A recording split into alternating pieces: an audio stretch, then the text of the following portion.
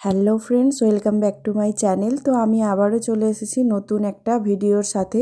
তো দেখুন, এখানে প্রথমেই আমি মশলা বাটা দিয়েই শুরু করলাম। এখানে আমি অনেক কিছু মশলা বেটেছি, তো দেখে নিন। তো এখানে কি কি বেটেছি, তো এখানে আদা, রসুন, পেঁয়াজ, তারপর কাঁচা লঙ্কা, ধনেপাতা, এই সমস্ত কিছু ভালো করে পেস্ট করে নিয়েছি। আর টক দইটা জল ঝরাতে দিয়েছিলাম, তো সেটাও নিয়ে নিলাম।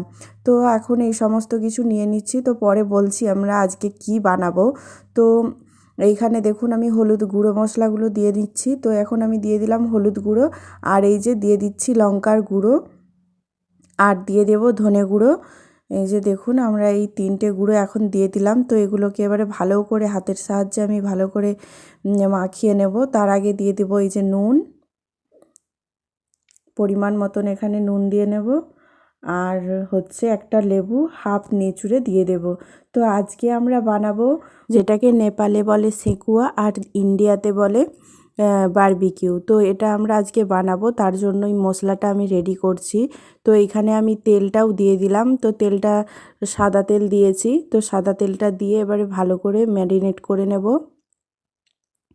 তো আমি হাতে করেই ম্যারিনেট করব। এই যে এখন লেবুটা দিয়ে দিচ্ছি। তো হাফ একটা লেবু আমি এই যে ভালো করে চিপে নেব এখানে।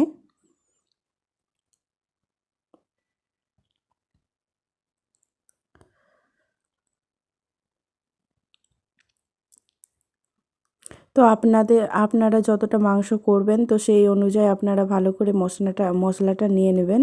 তো এইখানে এই যে সমস্ত কিছু দিয়ে আমি ভালো করে ম্যারিনেট করে নিচ্ছি হাতেই। তো হাতে করেই মনে হলো যেন ভালো ভালো করে আর কি মাখানাটা হবে, তো সেই জন্য আমি হাতে করেই মাখাচ্ছি। তো প্রতিটা মশলা যেন ভালোভাবে মাখানো হয়ে যায়, তো সেই জন্য আর কি ভালো করে এই যে দেখুন হাতে করে ভালো করে মাখিয়ে নিচ্ছি। তো খুব ভালো করে এই যে এখানে আমার পেস্টটা মানে মাখানো হয়ে গেছে। তো এই মানে মশলার মধ্যে আমি মাংসটা দিয়ে দিয়েছি। তো এইখানে মুরগির যে ছাতির মাংসটা থাকে, নরম মাংসটা, তো সেটা এতে খুব ভালো লাগে আমার খেতে। তো আমি এখানে ছাতির মাংসটাই বেশি নিয়েছিলাম, তো আরও অন্যান্য হাড্ডি মাংস কম ছিল। তো দেখতেই পাচ্ছেন। তো আপনারা আপনাদের পছন্দ মতো নিয়ে নেবেন, তবে ছাতির মাংসটাই বেশি খেতে ভালো লাগে, এতে হাড় মাংসগুলো অতটাও ভালো লাগে না।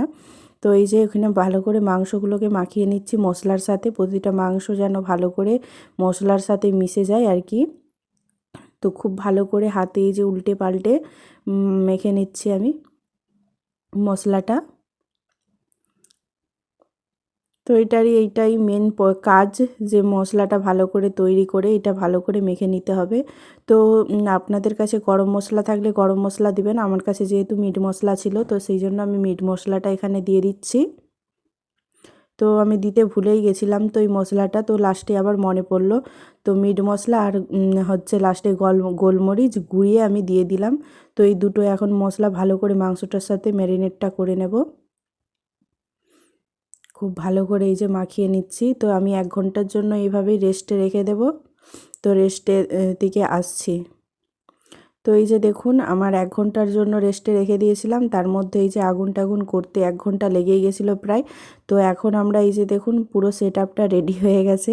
তো আমাদের যে সেকুয়া বানানোর স্ট্যান্ডটা, তো সেটা অনেক দিন পুরনো, সেই জন্য সেটার তলাটা আর কি একটু নেমে গেছে, মানে ক্ষয়ে গেছে আর কি। সেটা দিয়ে আগুন নিচে পড়ে যেত, সেই জন্য সেই স্ট্যান্ডটার ওপরেই এই কড়াটার মধ্যে আগুনটা জ্বেলে নিয়েছিলাম। তো এটা কয়লার আঁচ দেখুন কেমন গনগনে আগুন। তো তার মধ্যে এই যে মাংসগুলো দিয়ে নিয়েছে। তো এইখানে বাকি ম্যারিনেট করা মাংসগুলো এই যে রেস্টে ছিল, আর কিছু কিছু নিয়ে এরকম রান্না হচ্ছে। তো তো এইগুলোকেই ভালো করে উল্টে পাল্টে এখানে রান্না করে নিতে হবে। এই যে দেখুন একটু একটু করে মানে হচ্ছে ভালো করেই।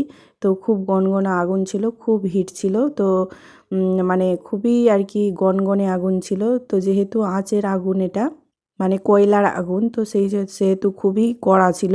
তো এই যে দেখুন মাংসগুলো আমাদের প্রায় হয়েই গেছে, আর কিছুটা বাকি। তো এই যে এক সাইডে যেগুলো হয়েছে সেগুলো রেখেছে এক সাইডে, আর আর বাকিগুলো এই যে ভালো করে নেড়ে চেড়ে ভালো করে পুড়িয়ে নিচ্ছে। তো এটা খুবই ভালো করে নেড়ে চেড়ে এই যে পুড়িয়ে নিতে হবে। দেখতেই পাচ্ছেন কীরকম টেস্টি লাগছে আর ইয়ামি ইয়ামি খেতে লাগছে। তো খুবই সুন্দর হয়েছিল। তো এই যে মাংসটা আমাদের আর এখানে আচারটা করে নিয়েছে, আচারটা ওর পাপা করেছে। আমি মাম্মাম কাঁদছিল বলে ঘরে চলে গেছিলাম। তো এই ঘনঘনে আগুনের মধ্যেই টমেটো, তারপর শুকনা লঙ্কা আর রসুনগুলো পুড়িয়ে নিয়েছিল। তো পুড়ানোর পর তারপর ধনেপাতা ভালো করে ধুয়ে তো সেগুলোকে একসঙ্গে পেস্ট করে নিলে এই যে মজাদার একটা ঝালঝাল চাটনি আমাদের রেডি হয়ে যাবে। তো এই যে আমি ঘরে বসেছিলাম, মাম্মাম কাঁদু কাঁদু করছিল বলে, তো তারপর ওর পাপা আমাকে এই যে দিয়ে গেল। আমি ঘরে খাচ্ছিলাম, খেতে খেতে তারপর ওর বাবা বলল না চলো সেখানে গরম আগুনে আগুন সেঁকবে আর খাবে। তো বলে আবার এই যে ডেকে আনলো। তো আমি আসছি, এই যে মাম্মাম খুব দুষ্টুমি করছিল দেখুন ওর পাপার কাছকে যাবে বলে। তো ওর পাপা রান্না করছিল, যেহেতু ওগুলো উল্টে পাল্টে ওইগুলো বানাচ্ছিল, সেহেতু ওই জন্য ওকে দিলাম না। তো আমার কাছেই বসেছিল। এই যে আমি এখানে স্প্রাইটটাও খাচ্ছিলাম। তো স্প্রাইটটা রুম টেম্পারেচার ছিল, মানে ফ্রিজে রাখা না, যেহেতু কনকনে ঠান্ডা, তো সেহেতু এটা ঠান্ডা ঠান্ডা আমি খাচ্ছি না। তো এটা রুম টেম্পারেচার ছিল।